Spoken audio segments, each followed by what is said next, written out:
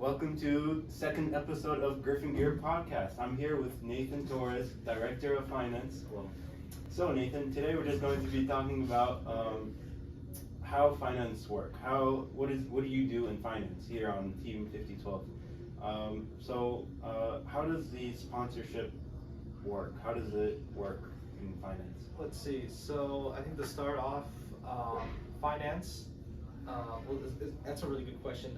Finance is part of our business operations side of the team, with of course, main captain being Michael, with me being, of course, the director of finance. And the main things that we really do is number one, we kind of we make budgets for the team, first of all. Secondly, we make business plans. So we say, oh, this is how we do our stuff. Like, this is how we get our sponsors and stuff. This is how we present ourselves in competition. And third, finally, is kind of like imagery and marketing. The imagery part is kind of showing how we can apply our team image onto like companies and also competition. While the marketing part is probably just like shirts and maybe buttons, but not entirely buttons. We usually just give those away from give those away to competitions and So you give out like pamphlets and things like that. Yeah, exactly. Pamphlets, buttons. We did give out bracelets one time, a couple times, and some like tattoos from like FTC teams or just like FRC teams. So yeah, stuff like that. Nice. So how does the budget work? So how do you order stuff for the team? How does that whole system work? Usually we need like an actual like 2/3 vote from the team. So like let's just say the engineering captain's like, hey, I want to order this like 2x4 for like a mock design for the field.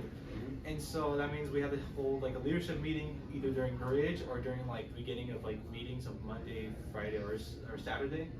And 2/3 of the leadership have to approve onto like onto the selected amount of money used to pay for that object or items. And since we're like a booster club, we could just appoint those items and then we just order them from those companies.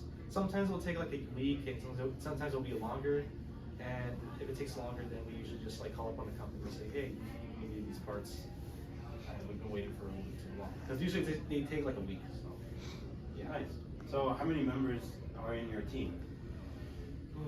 I would say there's about I think probably roughly 52 or 56 members in the team joining this year. I feel like there might be way more next year because Robotics is going to be way bigger, and we barely just came back last year, so I feel like it's going to be even the whole club, or I guess the whole team's going to grow even huge and kind of expand in the school.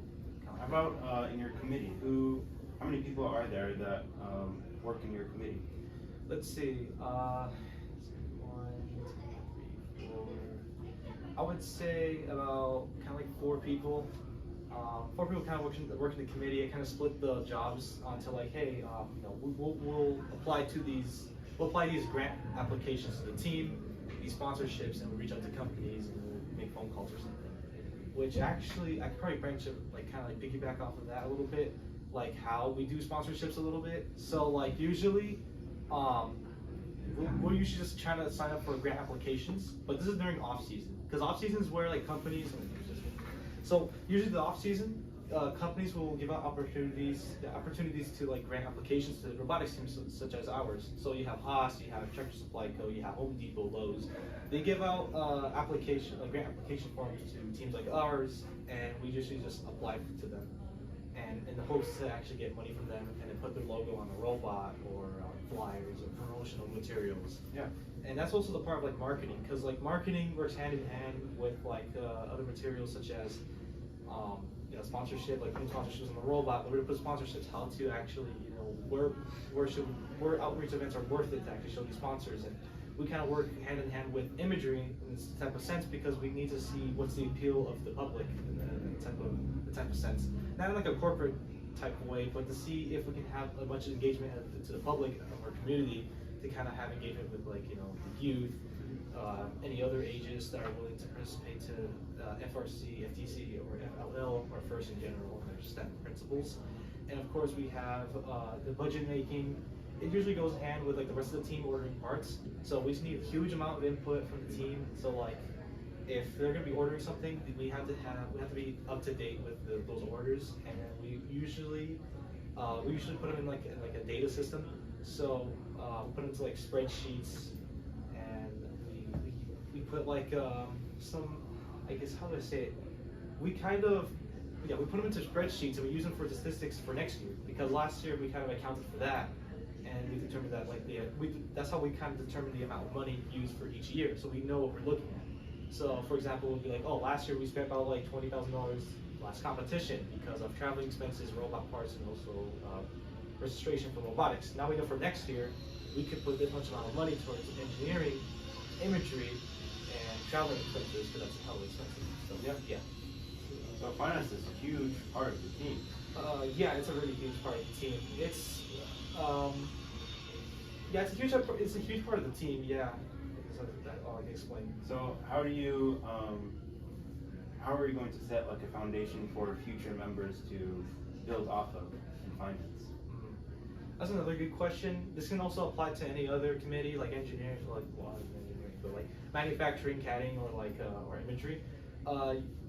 So what I have is a kind of like a finance handbook. So for the next director, they can add upon that, and they can read up how to do stuff like apply for grants, how to appoint people to apply for those grants.